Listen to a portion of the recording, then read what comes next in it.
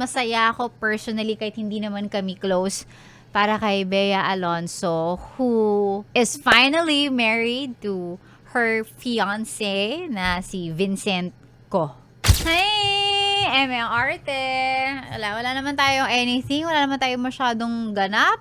Pero, before anything else, masaya ako personally kahit hindi naman kami close para kay Bea Alonzo, who is finally married to her fiancé na si Vincent Ko. Yan, tama ba? Tama ba ako ng pangalan? Ayun, tama. Congratulations sa inyo. Finally.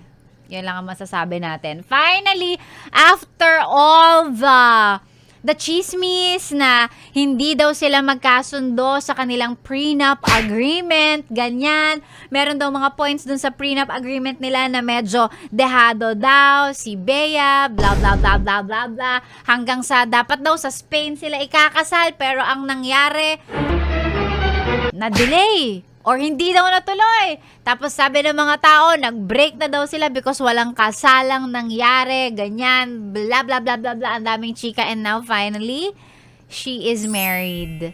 And hindi ako sure kung sino man ang presiding officer ng kanilang civil wedding. But I'm sure Nancy Binay was there kasi she posted a photo na parang nasa likod niya si Bea. Nag-selfie sila and that confirms it. Ang masasabi na lang ng taong bayan, sana all pinaglalaban. May chika pa, may chismis na hindi daw gusto si Bea ng side ni Vincent whatsoever.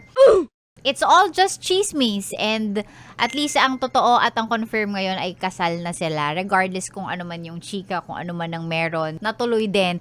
Ika nga sa hinaba-haba ng prosesyon, sa simbahan din ang tuloy. Well, at this time, hindi sa simbahan dahil civil ang kanilang wedding, pero nakasal din sila in other words. So, sana this time daw maging favorite ka na, Bobby, ng bago mong mommy. Ng kanyang mother-in-law, 'di ba? Kasi sa Four Sisters in a Wedding, hindi siya favorite. Congratulations, Bea Alonzo. Finally, after all the, I guess, failed relationship, eto na.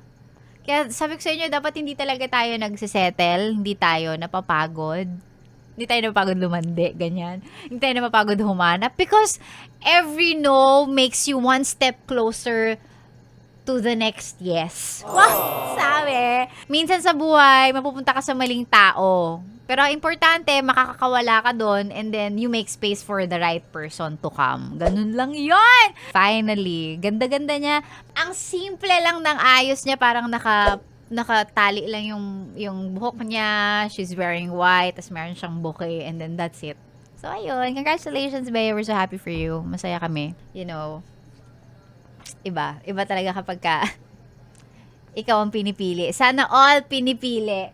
Ano pang ginagawa mo dito, ha? Sinasabi ko na nga ba eh. Solid yes friend ka talaga. Dahil nandito ka na rin lang, sige na, mag-like at mag-comment ka na. Mag-subscribe ka na rin at i-click ang notification bell Para mapasali ka sa mga kalokohan namin. Bawal na bawal mag-no dito, ha? Kasi yes to yes!